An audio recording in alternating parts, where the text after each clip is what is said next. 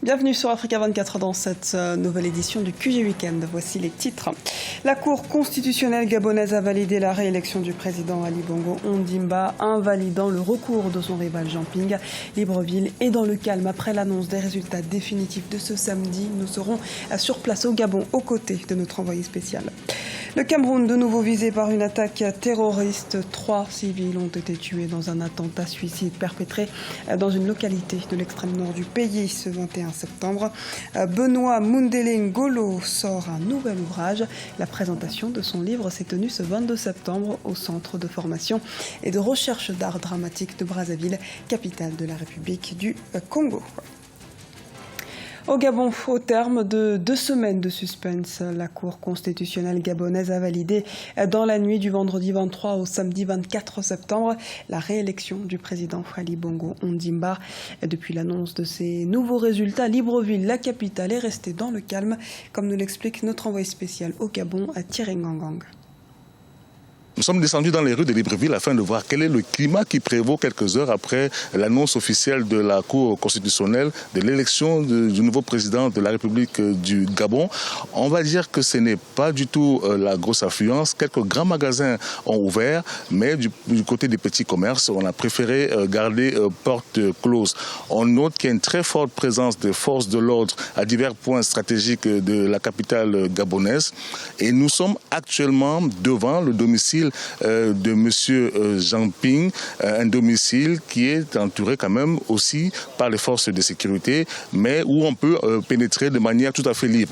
Nous nous sommes renseignés et on nous a dit que les leaders sont actuellement en conclave et devraient, dans l'après-midi, donner une position officielle, une position qui est attendue depuis l'annonce des résultats. M. Jean Ping et sa coalition ne se sont pas du tout exprimés et on va voir avec cette position-là si ils vont reconnaître le verdict des urnes et peut-être accepter la main tendue par le président Bongo, ou ils vont affirmer qu'ils ne reconnaissent pas donc cette décision de la Cour constitutionnelle. Donc l'avenir nous en dira plus sur ce sujet-là.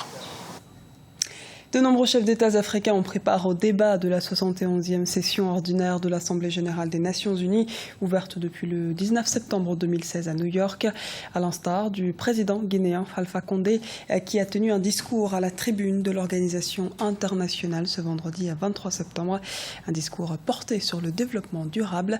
Les précisions de Gladys Mwamba.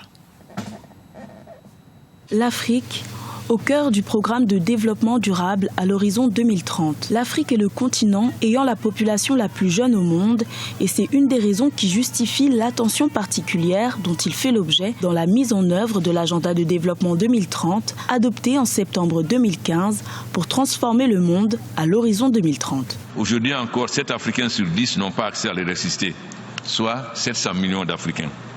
C'est pourquoi les chefs d'État et de gouvernement de l'Union africaine ont décidé de s'engager résolument dans l'élaboration, avec l'appui de la communauté internationale, d'un plan robuste en vue d'accélérer l'électrification du continent grâce aux énergies renouvelables, permettant de passer de 25 à 80% d'accès à l'énergie en 10 ans. L'accès à l'énergie demeure un défi que le continent africain doit relever afin d'accélérer son développement, une impulsion possible notamment grâce à l'investissement dans les énergies renouvelables. En ma qualité de porte-parole de l'Afrique pour les énergies renouvelables, je voulais lancer un appel à la communauté internationale, notamment aux institutions financières internationales, pour accompagner notre continent dans la réalisation de certains objectifs qui nous permettront de bâtir un continent africain fort, respectueux de ses engagements relatifs à la protection de l'environnement et précurseur du développement durable. Les objectifs de développement durable ont pour ambition d'éradiquer l'extrême pauvreté, de promouvoir la santé et l'éducation et de maîtriser le réchauffement climatique, des objectifs en phase avec les priorités de l'Afrique. Le président camerounais Paul Biya a reçu Samantha Power, ambassadrice américaine auprès des Nations Unies, ce vendredi aux États-Unis. Un entretien qui s'est déroulé principalement autour de la lutte contre le terrorisme et la question de la gestion des réfugiés au Cameroun. Rappelons que le Cameroun a sur son sol 350 000 réfugiés. L'extrême nord du Cameroun est par ailleurs la cible d'attaques récurrentes de Boko Haram. Depuis son insurrection en 2009, ce groupe terroriste a fait plus de 20 000 victimes et a contraint plus de 2,6 millions d'habitants à fuir leur foyer. Et s'étend au Niger, au Tchad et au Cameroun. Les précisions de Gladys Mwamba. Nouvel attentat suicide dans l'extrême nord du Cameroun. La localité de Djakana a été le théâtre d'un attentat suicide mercredi 21 septembre 2016, faisant 3 victimes civiles et plusieurs blessés. Une attaque attribuée par les autorités au groupe terroriste nigérian Boko Haram. C'est un attentat qui s'est produit dans la nuit du 21 septembre à Djakana, qui est dans la localité de Limani, un kamikaze qui certainement devait connaître la famille dans laquelle il est entré, a fait exploser sa charge. Il y a eu une évacuation sanitaire qui s'est faite dans la promptitude. Il y avait 4 cas qui étaient préoccupants. Et dans les jours qui ont suivi, le 22, le 23 notamment, 3 de ces blessés sont décédés. Selon les autorités, le kamikaze visait la ville de Mora, située à quelques kilomètres de Djakana, où il projetait de déclencher sa charge explosive jeudi, jour de marché. Un projet avorté grâce à un membre du comité de vigilance de Djakana qui est parvenu à neutraliser l'individu, provoquant ainsi l'explosion. Déjà, il faudrait louer l'action des comités de vigilance. Déjà, ce sont des populations, il y a certains éléments qui perdent la vie. À ce titre-là, on doit les honorer. Mais les comités de vigilance au Cameroun, c'est quand même assez spécial. C'est des gens qui s'investissent encore plus, qui investissent un peu plus de leur temps, surveillent et rendent compte, parce que leur rôle, en réalité, n'est pas de combattre. Sinon, ce seraient des membres d'autodéfense et ça consacrerait, n'est-ce pas, une certaine démission de la mission régalienne de l'État. Non, les membres du comité s'appellent les comités de vigilance, justement, pour surveiller et donner le bon renseignement afin que les forces de défense puissent agir en cas de besoin. Même si la fréquence des attentats connaît une baisse notable depuis quelques mois, l'extrême nord du Cameroun est la cible d'attaques récurrentes attribuées au groupe terroriste nigérian Boko Haram. Le 21 août 2016, 3 civils avaient perdu la vie dans un attentat suicide similaire. Littérature africaine, Benoît Mundele Ngolo sort un nouvel ouvrage.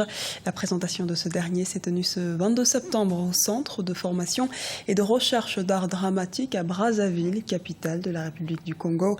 Un reportage de Deva Panzou, notre correspondant au Congo-Brazzaville.